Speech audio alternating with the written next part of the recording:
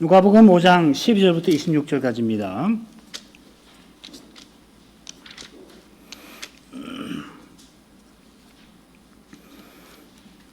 12절부터 읽습니다. 예수께서 한 동네에 계실 때에 온몸에 문둥병 들린 사람이 있어 예수를 보고 엎드려 구하여 가로되 주여 원하시면 나를 깨끗게 하실 수 있나이다 하니 예수께서 손을 내밀어 저에게 대시며 가라사대 내가 원하노니 깨끗함을 받으라 하신데 문둥병이 곧 떠나니라. 예수께서 저를 경계하시되 아무에게도 이르지 말고 가서 제사장에게 내 몸을 보이고 또 내 깨끗게 됨을 인하여 모세의 명한 대로 예물을 드려 저희에게 증거하라 하셨더니 예수의 소문이 더욱 퍼짐에 허다한 무리가 말씀도 듣고 자기 병도 나음을 얻고자 하여 모여 오되 예수는 물러가사 한적한 곳에서 기도하시니라. 하루는 가르치실 때에 갈릴리 각 촌과 유대와 예루살렘에서 나온 바리새인과 교법사들이 앉았는데 병을 고치는 주의 능력이 예수와 함께 하더라.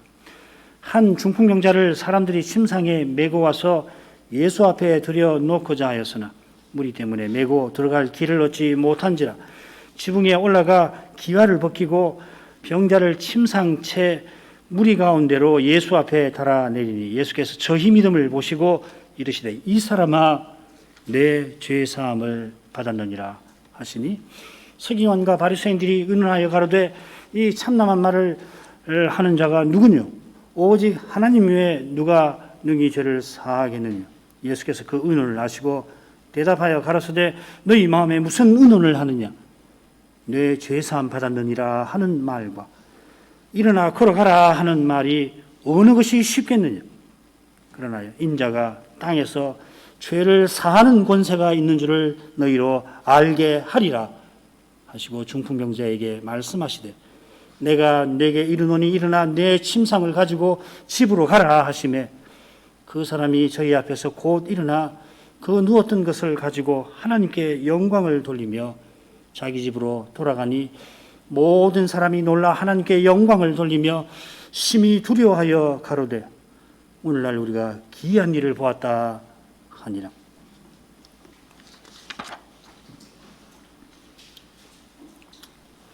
주님께서 갈릴리 여러 회당에서 가르치기 시작하셨고 이어 사도들을 부르셨습니다. 마태복음과 마가복음처럼 네 제자와 한 제자 세리 마태 레위지요. 각각 부르십니다마는 안드레의 이름이 누가복음에는 나오질 않습니다. 주님께서 사도를 부르시기 전에 먼저 가르치고 행하셨듯이 제자를 부르시면서도 계속 그리하십니다. 네 제자를 부르시면서 주님께서 세상에 오신 목적이 죄인을 부르러 오신 데 있다 하셨습니다. 이는 첫 제자 이 베드로를 부르실 때에 참 인상 깊게 이루어집니다. 베드로가 예수님의 그 거룩한 영광을 뵙고는 자기가 죄인이라 고백하였습니다. 그럼 베드로에게 주님께서 두려워 말라 하고 나를 떠나서서 하는 베드로에게 주님을 좇게 하셨습니다. 세리안처럼 감히 주님을 모시지 못한다고 고백하는 이가 주님을 섬길 수 있게 하십니다. 세리처럼 감히 하늘을 우러러 보지 못하는 이가 의롭다 하심을 받습니다. 바로 여기 이 은혜의 은혜로움이 드러나는 겁니다. 우리에게 값없이 거저 주시려고 그 모든 값을 우리로서 치를 수가 없는 영원이라도 우리 모두가 다 함께라도 치를 수 없는 그 모든 값을 주님이 치르신 것입니다. 그처럼 그 주님이 부르시고 좇게 하십니다. 오직 은혜입니다. 제자들이 모든 것을 버려두고 주님을 좇습니다. 그들이 바른 고백에 이를 때 누가복음 9장 20절에 나오는데 주님은 주님을 좇는 일에 관해서 그때 분명히 교훈하실 것입니다. 주님께서 주님의 고난과 죽으심과 부활에 관하여 먼저 일러주시고 자기를 부인하고 날마다 자기의 십자가를 지고 나를 좇으라 하십니다. 자기 부인하는 거, 그 본질에서는 죽는 것입니다. 자기를 죽이는 것입니다. 자기 십자가를 지고 하는 길도 본질에서는 같은 겁니다. 그 길만이 부활하신 주님을 좇는 길입니다. 죽지 않고 부활 없습니다. 부활의 생명을 받아 그리스도의 몸과 지체로 살다가 그리스도와 같아지는 거기에 이르는 길은 날마다 자기가 죽는 데서 그 길은 열리는 것입니다. 자기 십자가를 지는 거기서 이미 부활의 능력이 나타납니다. 그런 교회와 신자만이 삶과 역사에서 갈 길을 발견하고 또 걷는 것입니다. 주님이 먼저 네 제자를 부르시고 이어서 문둥병자와 중풍병자를 고치십니다. 두 표적 사이에 예수님께서 한적한 곳에 물러가서 기도하신 내용이 가운데 인상 깊게 나옵니다. 먼저 문둥병자 12절부터 14절까지 읽겠습니다. 예수께서 한 동네에 계실 때에 온몸에 문둥병을 들린 사람이 있어 예수를 보고 엎드려 구하여 가로되 주여 원하시면 나를 깨끗게 하실 수 있나이다 하니 예수께서 손을 내밀어 저에게 대시며 가라사대 내가 원하노니 깨끗함을 받으라 하신대 문둥병이 곧 떠나니라.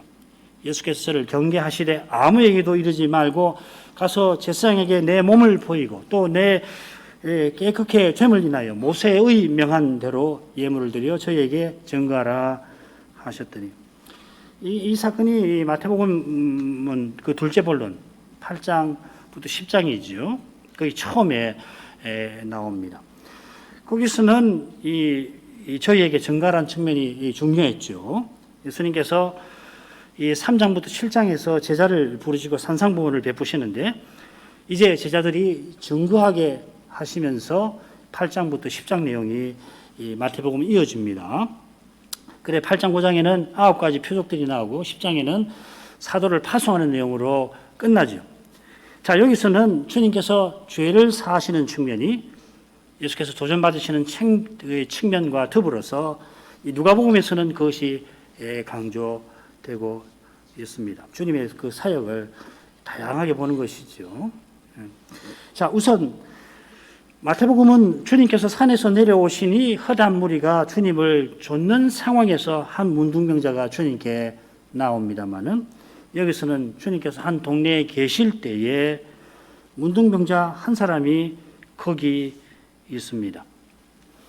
어떤 것이 산에서 오는 도중에 그 마을 외곽에서 만났는가 아니면 누가복음 기록을 그대로 보면은 동네에 계실 때에 문둥병자를 치유하셨나 잘 모르겠어요. 그러나 이 누가복음을 보면 그렇게 되어 있습니다. 자, 우리는 누가복음을 공부하니까 누가복음에 초점을 두고서 한번 생각을 해보십시다. 동네에 문둥병자가 있다고 생각해 보십시오. 이거 참 이상한 일입니다. 문둥병자는 동네 밖에, 성읍 밖에 있어야 합니다. 그가 동네에 계신 주님께 어떻게 나왔을까? 무턱대고 살아야 했으니 사람들 있는 대로 나왔을까? 글쎄요, 한 가지 가능성이 있는데 온몸에 문둥병 들린 사실과 관계가 있을 것 같아요. 자, 이 점에 초점을 두고 한번 누가복음을 생각해 보십시다. 온몸에 문둥병이 뒤덮여서 육이 드러나지 않으면 그는 더 부정한 사람이 아니라 정한 사람입니다. 레위기 13장 13절이 그것이죠. 문둥병이 과연 그 전신에 퍼졌으면 그 환자를 정하다 할지니 다 휘어진 자인즉 정하거니와 그가 온몸에 문둥병이 퍼져 있지만은 정한 상태니까 성읍 안에 율법상 들어올 수 있을 겁니다. 들어올 수 있지만은 필시 사람들은 그를 감히 가까이 하지 못합니다. 그 병에 전염되면은 이게 보통 큰일이 아닙니다. 성 밖으로 나가야 됩니다. 식구라도 문둥병이 옮을까 겁나서 가까이 하지 못합니다. 온몸에 병이 있으니까요. 율법상으로는 정하지만 그가 성읍 안에 들어왔지만은 사실상 성읍 밖에 있는 거나 거의 다름없습니다. 유출병 여인이 성읍 안에 살 수 있습니다. 유출병은 나가지 않잖아요. 그러나 아무도 여인을 가까이 하지 못했던 것과 비슷한 면이 있습니다. 자, 이런 점에 비추어서 문둥병자가 주님을 찾아온 심정을 우리가 헤아릴 수 있을 겁니다. 율법으로는 그가 정한 까닭에 성전 예배에 나갈 수가 있습니다만은 실제로는 그럴 수 없을 겁니다. 어느 레인 제사장이 가까이 오게 못했을 겁니다. 주님께서 한 동네에 계신다는 소식에 그는 한 걸음에 찾아가서 주님을 뵙고 엎드려 구합니다. 누가복음에 주님 앞에 엎드린 경우가 한 번 더 나오는데 거기도 문둥병자입니다. 17장에. 그는 문둥병을 고침받은 다음에 이 놀랍게 문둥병 고침을 받고서는 아, 저분이 하나님이시구나. 그래 주님 앞에 나아가서 엎드리죠. 10명의 문둥병자, 사마리아 지역으로 가는데 10명의 문둥병자를 만나서 10명의 문둥병자에 가서 제사장에게 보이라고 하시니까 이 문둥병자들이 그 말씀을 듣고 가는 길에 병이 나아버리잖아요.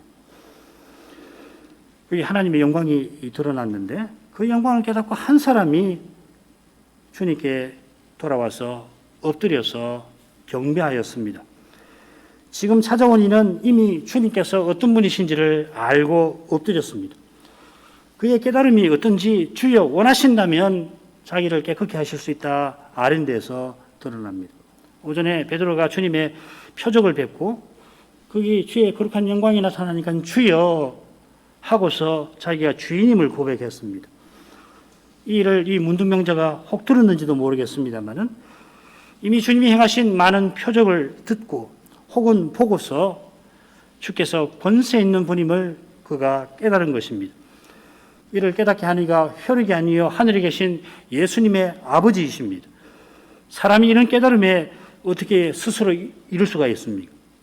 이것은 주님의 그 숱한 표적을 두 눈으로 보고도 주님을 믿지 아니할 뿐만 아니라 오히려 죽이려 하던 그런 사실에서 명백해집니다. 오직 성신께서 깨닫게 하십니다. 이보다 분명한 진리가 없습니다마는 이 진리는 자기가 얼마나 무지한지를 고백하는 데서만 날마다 죽는 데서만 이 진리가 매번 깨달아지는 것이에요. 성신께서 깨닫게 하신다. 이 모르는 사람 여기 아무도 계시지 않을 겁니다. 개혁교회 신자 중에 모르는 사람 없을 겁니다. 중요한 것은 자기를 부인해야만 순간순간 이 진리를 깨달아지는 것이에요. 득도하고 다릅니다. 깨닫는다라고 하는 것은.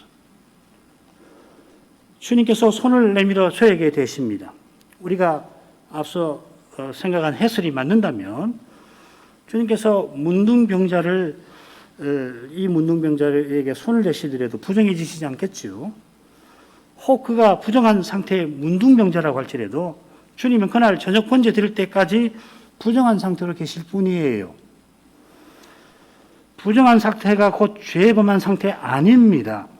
이걸 꼭 기억하십시오. 이것은 언약 백성을 낳은 산모의 경우에 확인되죠. 언약 백성을 낳은 산모가 부정해지지 않습니까? 그런데 언약의 자손은 뭐라고 그랬냐면 여호와의 주신 기업이고 그의 상입니다. 그처럼 반대로 태의 열매가 없는 것은 언약의 저주입니다. 호세아서 요즘에 그거 배웠죠. 여호와의 상급을 받은 여인은 어떻게 죄범한 사람이라고 말하는 것입니까? 복받은 사람이에요.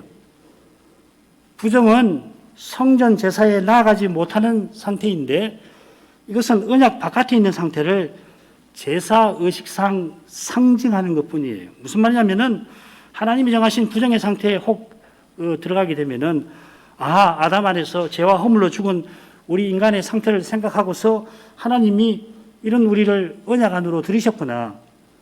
그 은혜를 깨닫고 구하게 만드시는 교육하는 방법인 것입니다. 그처럼 유출병 여인이 주님의 옷가를 만졌다고 주님께서 죄 지으신 게 절대로 아닙니다. 그런데 지금 문둥병자가 정한 상태에 있다면은 주님께서 부정해지지 아니하십니다만은 그런데도 주님이 굳이 손을 내미신 것은 사람들에게 깊이 당하는 언약 백성으로서 살지 못하는 그 외로운 그 사람에게 위로를 건네시는 것입니다. 이것은 가버나움에서 안식일이 끝나자마자 베드로의 집을 찾아온 많은 환자들에게 주님이 일일이 손을 대고 고치신 그 사랑의 심정이요 태도인 것입니다. 이런 사랑의 심정으로 주님께서 내가 원하노니 깨끗함을 받으라 하십니다. 내가 원한다 하시는 이 주님은 항상 내 원대로 마옵시고 아버지의 원대로 하옵소서 기도하시는 분이십니다. 이렇게 기도하시는 분이라 우리도 그렇게 기도하게 하십니다. 문둥병자가 원하시면 하게 하신 것이죠. 기도는 이런 겁니다. 참된 기도는 하게 하시는 것이에요. 그런 주님이시라 문둥병자의 기도를 기쁘게 들으십니다. 우리가 주님의 십자가를 깨닫고서 주님처럼 기도할 것입니다. 그런 기도는 틀림없이 응답받는 것입니다. 주님처럼 자기 십자가를 기꺼이 지려고 하는 교회와 신자의 기도를 어떻게 하늘아버지께서 외면하시겠습니까? 참된 교회와 신자는 주의 뜻이면 우리가 살기도 하고 이것저것을 하리라 이렇게 고백하는 것입니다. 죽든지 살든지 다 주님의 손에 맡겨버려야지 그래야 해야 할 것, 해야 할 이것저것을 알게 하시고 행하게 하시는 것입니다. 그 일을 보여주실 뿐만 아니라 행할 힘도 겸하여 주시는 겁니다. 문둥병자가 이는 믿음으로 원하시면 하였고 주님은 내가 원한다 하신 것입니다. 주님께서 깨끗함을 받으라 하시니 문둥병이 곧 떠납니다. 주님께서 말씀하시는 깨끗함, 여기 깨끗함은 그저 성전 제사에 참여하는 조건이 아니지요. 그게 문둥병자가 원하는 깨끗함도 아닙니다. 그는 자기가 율법으로는 이미 정할지라도 언약 백성들과 함께 살지를 못했습니다. 성전에 갈 엄두도 내지 못했겠지만 혹 갔다 하더라도 제사장이 들여보내지 않았을 겁니다. 성전은커녕 회당에도 가지 못했을 겁니다. 율법 선생들도 제사장과 다르지 않았을 겁니다.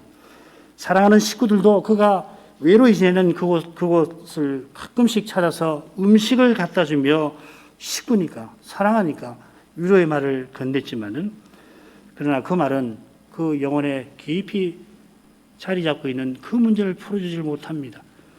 사람의 말은 힘없어요. 아무 힘 없습니다. 우리가 사랑으로 건네지만은 사람의 말이 죽음을 이기지 못하는 거예요. 주님의 말씀만이 구원의 능력이 있습니다. 주님이 말씀하시니 문둥병이 즉시로 떠납니다. 주님은 아무에게도 이르지 말라고 단단히 이르십니다. 이 일은 주님께서 친히 부르시는 이 사도들을 통해서 장차 이루실 것이라 그렇습니다. 그리고 그 일을 이루시려면 먼저 십자가를 지셔야 합니다. 그 십자가로 가시는 길에 많은 장애와 반대가 있을 겁니다. 곧 이미 갈릴리 사역을 시작하자마자 마귀가 그 길을 가로막고 있지요. 문둥병자가 선의로 자기 경험을 알리더라도 악한 자는 그 선의를 얼마든지 악용할 것입니다. 주님께서 병난 사람에게 모세의 명한 대로 행하라 하십니다. 우리말은 이 예물 드리는 것에만 모세의 명한 대로 예물을 드리라 이렇게 되어 있지만은 앞에도 모세의 명한 대로입니다. 모세의 명한 대로 네 몸을 보이고 제사장에게 보이고 그리고 예물을 드리라 이렇게 읽어야 합니다. 그가 율법의 한계를 절감을 했겠지만은 율법의 정신을 받들라 하시는 것입니다. 모세가 명한 제사의 정신, 이 문둥병자가 회복되었을 때 드리는 제사의 정신은 그건 뭐냐면 이제 대제사장처럼 살라 하는 것이었습니다. 더욱이 모세가 나와 같은 선지자가 오실 것이라 했는데 그분이 이제 병난 그 사람 앞에 서 계십니다. 주님께서 모세의 명한 대로 행하라 하신 것은 이제 그 선지자이신 주님의 말씀에 순종하게 하신 것입니다. 이것이 주님의 말씀에 순종하는 이것이 영원한 대제사장처럼 사는 그 길입니다. 믿음은 그리스도의 말씀을 전하는 거기서 그리스도를 듣는 데서 생깁니다. 그 믿음으로만 그리스도를 드러냅니다. 그리스도의 몸과 지체로 삽니다. 이보다 중요한 사명이 우리에게 없습니다. 그 다음 하죠. 15, 16절 예수의 소문이 더욱 퍼짐에 허다한 무리가 말씀도 듣고 자기 병도 나음을 얻고자 하여 모여 오되 예수는 물러가서 한적한 곳에서 기도하시니라. 예수의 소문이 더욱 퍼졌습니다. 갈릴리 사역 시작하실 때 예수의 소문이 갈릴리 사방에 이미 퍼졌죠. 우리 성경은 똑같이 소문이라고 했지만 말이 좀 다릅니다. 여기는 그분에 관한 말입니다. 베드로가 그분의 말씀을 순종하여 많은 고기를 낚았고 문둥병이 주님의 말씀에 순종하고 떠났습니다. 주님의 말씀이 퍼져야 하는데 주님에 관한 말이 지금 퍼지고 있습니다. 그래서 주님의 소문이 퍼졌다. 이 번역이 제대로 된 번역입니다. 이미 소문이 퍼졌는데 더 퍼졌죠. 더 퍼지니까 허다한 무리가 모여듭니다. 이미 무리가 서로 밀치며 주님께 다가가려고 했는데 이제 더 많은 사람이 몰려듭니다. 말 그대로 구름 같은 사람들이 왔습니다. 운집하였습니다. 그들이 온 이유를 누가 선생이 이렇게 밝힙니다. 말씀도 듣고 자기 병도 나음을 얻고자 모여들었다. 말씀도 듣고 했는데 이거 없는 말이에요. 그냥 듣고 이렇게 되어 있습니다. 모여든 무리의 관심이 주님의 말씀을 듣는 것보다 자기 병 고치는 데 있는 것처럼 누가는 묘사하는 것 같습니다. 그래서인가 주님께서 한적한 곳으로 물러가십니다. 허다한 무리가 몰려들었는데 누가는 뭐라고 하냐면 그러나 그분은 한적한 곳으로 물러가셨다 했습니다. 의도적으로 그들을 멀리하신 겁니다. 베드로 장모 열병을 고치던 그 다음 날에도 그리하셨습니다. 왜 그렇게 하셨는가? 가버나움 사람들이 자기 동네에서만 표적을 행하기를 바란다 하니까 그 철없는 지단이에요. 메시아의 길을 막는 거니까 주님이 그리하셨습니다. 주님께서 이스라엘 온 동네에 하나님 나라 복음을 전하러 오신 분이라 도저히 그리하실 수 없습니다. 표적 행하시는 목적도 주님께서 전하시는 이 하나님 나라에 있습니다. 하나님 나라를 드러내려고 표적을 행하십니다. 여러분 뭐 이게 다 아시죠? 병 나는 것 자체가 목적 아닙니다. 병이 생긴 원인인 죄와 병이 가리키는 그 죽음을 없이 하려고 세상에 오신 것입니다. 바로 거기서 주님이 전하시는 하나님 나라가 세상 제국과 근본적으로 다른 겁니다. 그런데 구름같이 모여든 사람들 바라는 것은 하나님 나라보다는 세상 제국입니다. 이게 점점 드러나지요. 주님께서 그들과 함께 하실 수 없습니다. 그래서 그들이 가기 싫어하는 사람 살 수 없는 곳, 세상 제국의 영광을 원하는 사람이 빈들에 갈 리가 없습니다. 그곳으로 물러가십니다. 거기서 주님이 기도하십니다. 기도한 내용이 뭘까? 잘 알지는 못하겠습니다만은 언약 백성이 세상 제국처럼 되고자 하는 그 현실을 아뢰고 하늘아버지께서 하나님 나라를 친히 세워주실 것을 구하셨을 것 같습니다. 그 나라를 세우는 유일한 길이 십자가에 있으니 그 길을 친히 이끌어 주실 것을 구하셨을 겁니다. 무엇보다 그리스도가 십자가 지시는 그 일을 아버지와 함께 정하신 것처럼 그 일을 통하여 이처럼 아버지를 더욱 가까이 하셨을 겁니다. 바로 그 일을 위해서 사람들을 가까이 하기 어려운 현실에서 사람들이 가까이 아니하는 빈들로 가신 것입니다. 사람들을 가까이 하기 어려운 그런 현실에서 그 사람들이 가까이 하기 싫어하는 빈들로 가셨습니다. 주님께서 고난받으며 기도하십니다. 기도하며 고난을 견디십니다. 이어서 중풍병자를 고치시는데 거기서 주님의 고난이 이어질 겁니다. 17절은 머릿말입니다. 주님께서 바리새인들 있는 데서 말씀을 가르치고 계셨습니다. 그때 한 중풍병자를 친구들이 데려오는데 예수님께서 그들의 믿음을 보고 이 중풍병자의 사죄를 선언하십니다. 18절부터 20절. 그러니까 바리새인들이 참남하다 비난을 하였죠. 21절. 주님께서는 그들을 책망하시며 중풍병자를 고쳐주심으로 죄사함을 확증하십니다. 22절부터 25절, 26절은 맺은 말입니다. 사람들이 그 광경을 보고 하나님 영광을 깨닫고 두려워하였다 하는 겁니다. 잘 아는 사건이실 겁니다. 오늘 20절까지 간단히 살필 텐데 17절 읽습니다. 하루는 가르치실 때에 갈릴리 각 촌과 유대와 예루살렘에서 나온 바리새인과 교법사들이 앉았는데 병을 고치는 주의 능력이 예수와 함께 하더라. 주께서 한적한 곳으로 물러가셨다가 다시 돌아오셨습니다. 여기가 가버나움이에요. 다른 데 보면.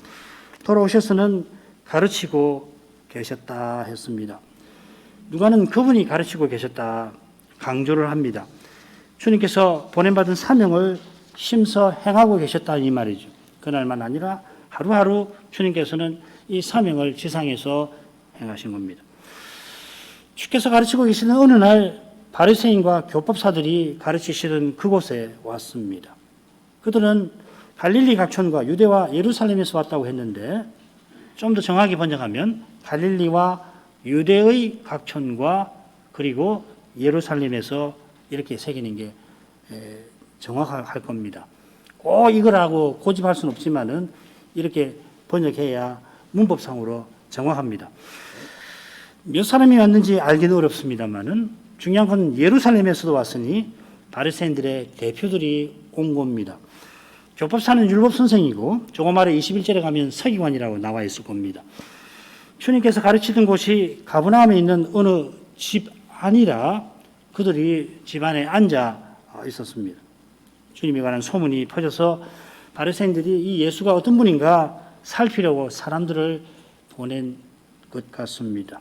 누가는 흥미롭게도 17절 끝에 병을 고치는 주의 능력이 예수와 함께 하더라 이렇게 덧붙입니다. 좀 더 정확하게 번역하면 주의 능력이 그가 병을 고치게 하려고 있었다 이렇게 되어 있습니다. 사실은 이걸 이제 이해하기 쉽게 병을 고치는 주의 능력이 예수와 함께 있더라 이렇게 풀어서 번역했지만은 원래는 이렇게 되어 있습니다.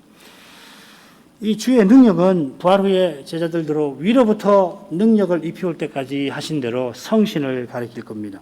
사람 눈에는 예수님 홀로 계십니다만은 성신이 예수님과 함께 계셨다고 누가는 강조하고 있습니다. 18절부터 20절까지 읽겠습니다.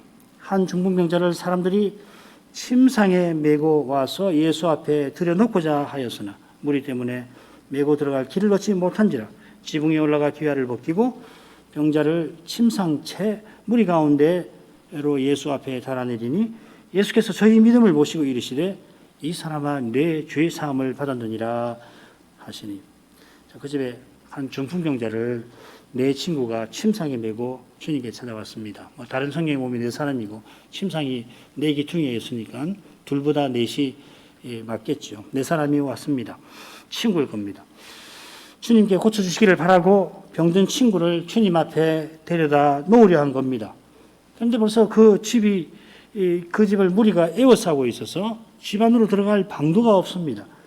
할 수가 없어서 그들은 친구를 지붕으로 데리고 올라갑니다. 한 2m 된다고 해요. 그 당시 고고학 조사를 해보면 이 지붕으로 가는 한 2m 정도 아주 높진 않죠, 그죠? 그리고 지붕은 평평하게 되어 있고 물론 밑에 이제 돌도 있고 나무로 이제 구조물을 만들어 놓고 그 위에 이제 진흙을 평평하게 진흙하고 갈대를 섞은 것을 이렇게 깔아 놓은 겁니다. 기와를 벗긴다고 했는데 이 진흙 반죽을 벗긴 것이죠. 상당히 넓은 데를 벗겨내야 되겠죠. 그리고 침상을 예수님 앞에다가 달아내렸습니다. 예수님께서 저희의 믿음을 보셨다 한 대로 그들이 믿음으로 역사하는 사랑을 품고서 병자를 친구를 데려왔던 겁니다. 이 사랑이 지금 이스라엘에 매우 드문 것입니다. 이는 누가복음에서 믿음이 여기 처음 나오는 사실과도 무관하지 않을 겁니다. 이들도 조금 전에 살핀 문둥병자처럼 주님의 표적과 말씀을 통하여 참된 믿음을 받았습니다. 무엇보다 표적에서 주님의 말씀을 들었던 것입니다. 이게 놀라운 일이죠, 그죠? 표적에서 말씀을 듣는 것. 이건 성신이 하시는 거거든요. 내 친구만 믿음이 있었던 건 아닙니다. 이 사람아 내 죄 사함을 받았느니라. 이 사람이 요한복음 5장에 나오는 병자처럼 특별한 죄를 지어서 중풍병에 걸려 주님께서 이렇게 말씀하신 걸까? 아마도 그런 것 같아요. 내 친구의 믿음을 보신 주님께서 중풍병자에게 이 사람아 너의 죄 사함을 받았느니라 하셨으니 그렇게 봐야 좋을 겁니다. 그처럼 그가 병으로 당연히 괴로워했겠습니다마는 자기 죄로 더욱 괴로워했던 것을 알 수 있습니다. 그에게 가장 절실한 것은 죄 사함 받는 그것이었습니다. 그가 특별한 죄를 범해서 병에 걸렸더라도 그저 병에서만 벗어나려고 주님을 찾았던 건 아닙니다. 자기 병에서 자기 죄를 깊이 깨달았습니다. 오직 하나님만 이 죄에서 벗어나게 하신다는 것을 깨닫게 되었습니다. 바로 이 점에서 이 사람은 집안에 앉아있던 바리새인들과 다릅니다. 주님께서 그들에게는 죄사함 받았느니라 이렇게 말하는 것하고 일어나 걸어가라 말하는 것 중에 어느 게 쉽겠느냐, 그들에게는 그렇게 반문하셨습니다. 죄가 얼마나 무섭고 강력한지를 깨닫지 못하는 사람은 죄보다 죄의 결과에 생각이 갇혀버립니다. 그리고 그 결과들만 바꾸면 될 것처럼 생각합니다. 어려우니까 어려움만 벗어나면 그만인 것이죠. 이스라엘이 로마 제국에서 독립하여 먹을 것, 입을 것 좀 걱정 덜 하고 겸해서 도덕적인 나라가 되면은 하나님 앞에 의로운 줄로, 잘 사는 줄로, 잘 믿는 줄로 생각합니다.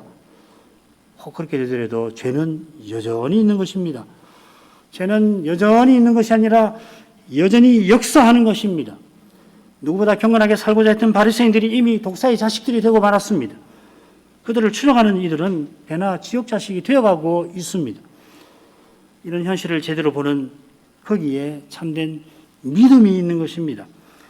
죄의 교묘하고 끔찍한 것을 제대로 보면은 그러면 오직 그리스도하고 고백 안 할 수가 없게 됩니다. 구속 곧 죄사함이라, 하나님의 구원을 죄사함이라고 그렇게 바울 사도가 표현한 것처럼 죄사함 없는 구속이란 없습니다. 죄사함 없이 참된 관계와 사귐이란 없습니다. 죄사함 없이 기독교 문화, 기독교 대학, 기독교 가정, 그런 거 없습니다. 말뿐인 거예요. 죄사함 없는 기독교 문명이 대체 무슨 소용이 있단 말입니까? 조금은 있겠죠. 그러나 영원한 가치가 없는 거예요. 기독교란 말을 붙이면 안 돼요, 실은. 죄사함 없이는 아무라는 것이에요. 죄와 죽음이 우리의 문제인 것입니다. 날마다의 문제고, 일생의 문제고, 역사의 문제는 바로 그것입니다. 그 다음은 십자가 지시고 부활하신 그리스도밖에 계시지 않습니다. 이만하겠습니다. 거룩하신 아버지, 예수께서 성신을 의지하여 기름 부음 받으신 사명을 신실히 이루어 가시는 그 길에서 인생의 죄의 현실이 숨기지 않고 다 드러나는 동시에 그 현실에서 주님을 참으로 믿는 믿음을 또한 불러일으키십니다. 수많은 사람이 예수에 관한 소문을 듣고서 주님께 찾아왔지만은 중풍병자나 그 친구들이나 문둥병자처럼 자기가 얼마나 가난하고 특별히 죄인인지를 깨닫는 것이 아니라 그저 병낫기를 바랐습니다. 그처럼 예루살렘에서까지 바리새인들이 찾아와 주님의 말씀과 표적을 보지만은 그들의 마음은 로마 제국에서 독립해서는 다른 나라처럼 혹은 종교적으로 다른 나라보다 좀 나은 나라 되려고 하는 데 있었고, 정작 나라가, 언약의 나라가 왜 제국의 식민지가 되었는지, 성전은 왜 도둑의 소굴이 되었는지, 백성들 가운데는 귀신 들린 사람이 왜 그렇게 많은지 그 원인은 별로 생각하지 못했습니다. 그런 것들을 주님은 가까이 하실 수 없었고 한적한 곳에서 아버지께 기도하셨습니다. 그런 기도가 있어 자기 죄를 철저히 깨닫고 주님께 나온 이들이 비록 소수이지만 분명히 있게 하셨습니다. 사람의 눈에는 이들은 없는 거나 같고 세상 행복을 추구하는 이들은 구름처럼 많았습니다. 우리 주님께서 십자가로 가실 때 실로 홀로 가셨습니다. 자기 십자가 지고 가는 길도 다르지 않을 것입니다. 그러나 그 길이 좁고 찾는 이가 적다 하여도 그러나 그 길이 생명에 이르는 유일한 길임을 믿습니다. 우리가 이 길을 걷게 하시려고 우리 주님께서 고난 중에 십자가로 가십니다. 자기 십자가를 지고 따라오라 하신 뜻을 이로써 생각하게 됩니다. 오직 이런 믿음에게만 주님이 갈 길을 보이시고 그 길을 걸어갈 수 있게 하십니다. 이런 믿음 우리 모두에게 내려주시기를 구합니다. 예수님 이름으로 기도합니다. 아멘.